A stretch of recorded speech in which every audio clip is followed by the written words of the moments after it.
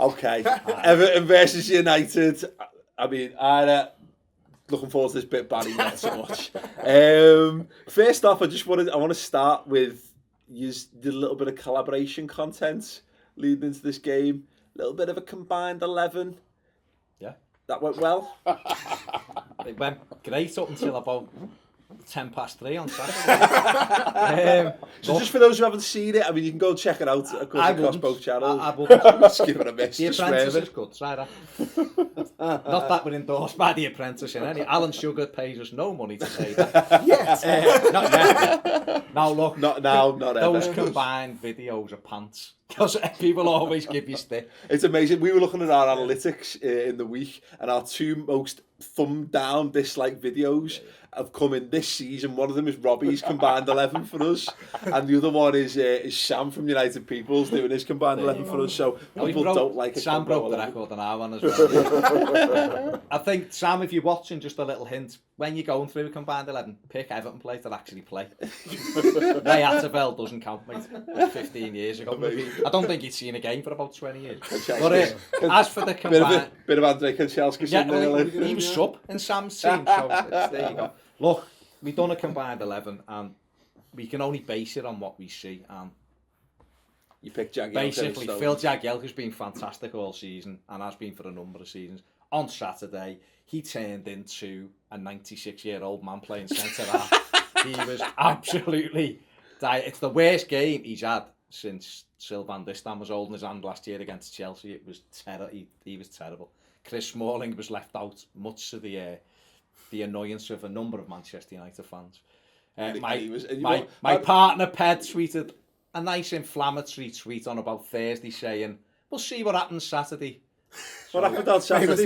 So a lot of people answered us. You say that tweet was more like, we'll see what happens. Yeah. Like, See what happens, lads.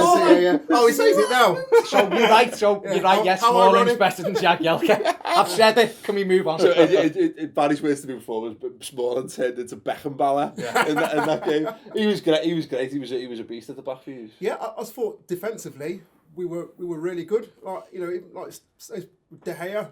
He pulled off a few really good saves that, maybe, could have brought Everton back into the game had they scored. I've seen us throw Leeds away at Everton before. What's it like having a good goalie? Well, about time, it's been a while. I'm going to say, because I can't, Neville Southall many moons ago. What about Nigel Martin? Yeah, that's what I said, them two. Just them two? Nothing in between. Tim Al was good when he first came. Was he? I'm a miles I wanted to try and keep him, but he was in June and July. Fergie got rid of him. Yeah. No, look, Tim Howard's been all right, but he's been done for a couple of years. And again on Saturday, I mean, the first goal, I'm questioning why he dived the wrong way. He did just dive completely the wrong way. And the third goal, he just lay down to I think it was a worm or something. He just went to have a little look at it because why he was laying down. He dropped the contact. I heard a commentator saying that every time someone's through on Tim Howard, he always does that. He always goes to ground too early. Lays down. And the players actually know that now, so they just chip it over him. Yeah. I don't know, obviously you guys watch him every week, but that's what I heard him say. I remember in the World Cup last year when the United States, they have Brad Friedel in the studio, and he was talking about him, and he said he was just kind of saying, what's he doing laying on the floor before the players even had the shot? He'd be a great five-a-side goalie in the really small goals. You need to get down quick and stay down. I think, look, he's one of those keepers. He'll have the game like against Belgium when he made about 708 saves. But to be fair, a lot of them mistakes at him. But the problem is when you've got a goalkeeper who is vulnerable to making mistakes. He never, put it this way, the amount of games where you can say, De Gea, that save. Remember last year at Old Trafford, the save from Oviedo won you the game. I can't think of many games when I'll go, Tim Howard won us that game there. Because it just doesn't happen. He is capable of pulling off world-class saves, he is, but so are probably most goalkeepers in the Premier League. They're all good shot stoppers, aren't they? So it's one of them.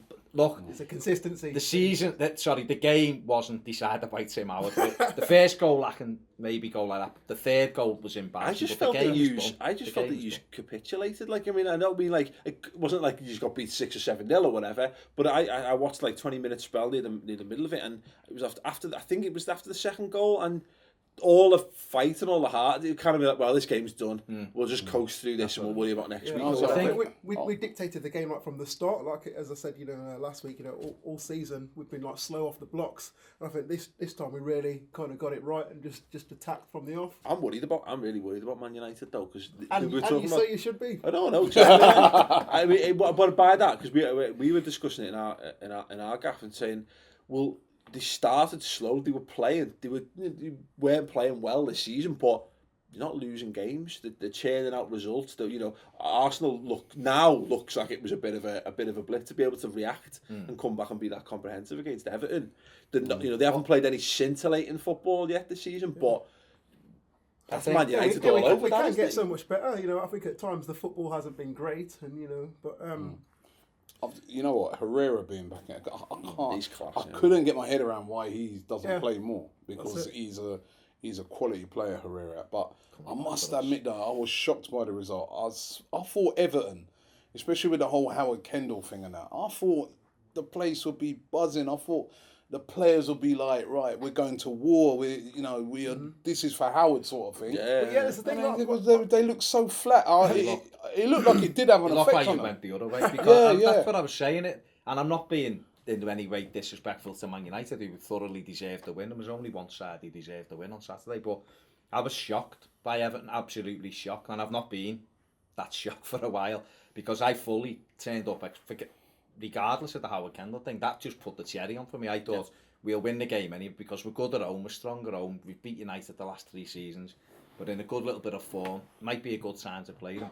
But the game was done in the first half an hour, because we came out very, very slow. I said to you before, off air about the derby, the same thing. We come out, and when we beat Chelsea, we should have put 8 or 9 past Chelsea that day. We destroyed them. From the very first whistle, we swarmed all over them, and he never got a chance to settle. On Saturday, we just let United have the ball. You got played like Schweinsteiger. Well. I was expecting, obviously, he'd won the last 3 games against us, and we hadn't even scored. And I was thinking, today, Everton, they're going to want this. They're really going to bring it to us. I was pretty confident that we'd win. I thought it'd be a 1-0 or maybe a 2-1 or something, but no. It was mad. It was just it was a weird game as well. Even a 2-0 when we had our little flurry. De Gea makes a couple of great saves. I think that thing affected it. I'd like to say Howard Kendall, I would like. I think it affected the crowd. I mean, even obviously I'm not an Everton fan, but when I heard that news, I was shocked about his death. I didn't even know he was ill or anything, and the guy's a legend of the game, and I was shocked. But I really thought it would fire you guys up, but.